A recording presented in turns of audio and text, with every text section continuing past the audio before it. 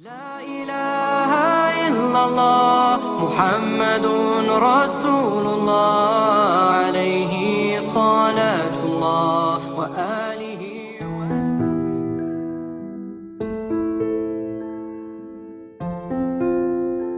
Assalamualaikum warahmatullahi wabarakatuh. Abu Abdullah Muhammad bin Idris Asy-Syafi'i atau dikenal dengan Imam Asy-Syafi'i adalah satu dari 4 imam mazhab. Ulama kelahiran Gaza, perbatasan Syam ke arah Mesir ini punya kisah menarik ketika bertamu ke rumah Imam Ahmad. Semua ulama tidak meragukan kapasitas keilmuan Imam Syafi'i. Beliau merupakan salah satu guru Imam Ahmad bin Hambal, pendiri mazhab Hambali. Al-Habib Quraisy Baharun, yakni murid ulama besar Yaman, Al-Habib Umar bin Hafiz, menceritakan kisah kunjungan Imam Syafi'i ke rumah Imam Ahmad. Kisah ini cukup populer di kalangan penuntut ilmu.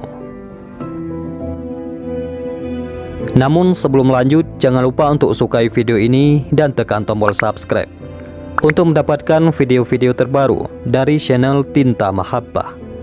Terima kasih. Suatu hari, Imam Syafi'i bertamu ke kediaman Imam Ahmad. Kala itu, Imam Ahmad mempunyai seorang putri yang sangat mengagumi Imam Syafi'i, karena Imam Ahmad sering menceritakan kealiman dan kezuhudan gurunya tersebut.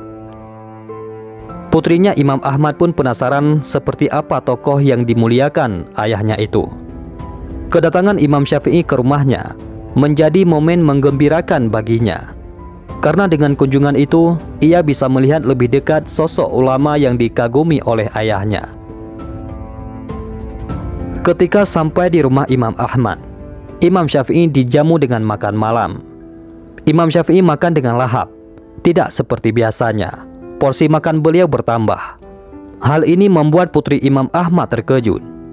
Karena cerita yang ia dapat, Imam Syafi'i bukan orang yang suka makan, kecuali sekedarnya saja. Usai jamuan makan malam, Imam Ahmad pergi ke kamarnya untuk menghidupkan malam dengan sholat dan berzikir seperti biasa. Sementara anak perempuannya memilih untuk tidak tidur agar bisa melihat aktivitas Imam Syafi'i pada malam itu. Malam itu Imam Syafi'i berbaring di kamar yang disediakan hingga waktu subuh tiba. Putri Imam Ahmad dibuat heran. Bagaimana bisa ayahnya mengidolakan orang yang tidur sepanjang malam, sedangkan beliau sendiri menghabiskan malamnya dengan qiyamul lail? Apa yang sebenarnya terjadi? Ia pun bertanya-tanya. Setelah terbit fajar, akhirnya sang putri bertanya kepada ayahandanya, yakni Imam Ahmad, "Wahai ayah, apakah ini sosok yang engkau idolakan? Saat makan malam, ia makan dengan porsi banyak. Setelah itu, pergi ke kamar tidur tidak mengisi malam dengan sholat dan zikir. Lalu begitu bangun, langsung melaksanakan sholat tanpa berwudu." Tiba-tiba percakapan di antara mereka terhenti ketika Imam Syafi'i datang menghampiri mereka. Imam Ahmad pun menyampaikan apa yang ditanyakan putrinya itu. Kemudian Imam Syafi'i menjelaskan, "Mengenai porsi makanku yang bertambah pada jamuan semalam, itu karena aku tahu makananmu pasti makanan halal, dan engkau adalah orang yang dermawan dan mulia. Makanan orang dermawan bisa menjadi obat, dan makanan orang kikir akan melahirkan penyakit. Maka aku memakannya untuk mengobati sakitku, bukan mengenyangkan perutku. Lalu saat aku terbaring, di hadapanku seolah ada puluhan permasalahan fikih, maka aku berusaha memecahkannya sepanjang malam. Itulah yang membuatku tak sempat melaksanakan sholat sunnah. Dan aku tidak berwudu saat sholat subuh. Itu karena semalam suntuk aku tenggelam memecahkan persoalan fikih tadi, dan tidak tidur sama sekali. Maka wuduku sewaktu sholat isya belum batal." Imam Ahmad pun berkata kepada putrinya, "Lihatlah, apa yang beliau lakukan saat berbaring di tempat tidur pun lebih mulia dari apa yang aku lakukan dalam keadaan terjaga, yakni melakukan sholat dan zikir sepanjang malam." Sebagaimana diketahui bahwa belajar ilmu agama lebih utama daripada melaksanakan sholat sunnah.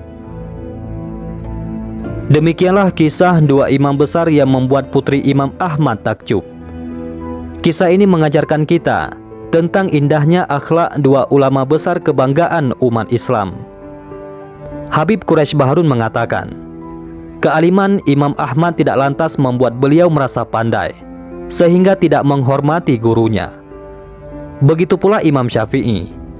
Kealiman dan statusnya sebagai guru tidak membuat beliau malu dan gengsi mengakui kemuliaan derajat Imam Ahmad sebagai muridnya kala itu. Semoga kelak Allah mengumpulkan kita bersama orang-orang soleh. Amin ya rabbal alamin. Mudah-mudahan bermanfaat. Assalamualaikum warahmatullahi wabarakatuh.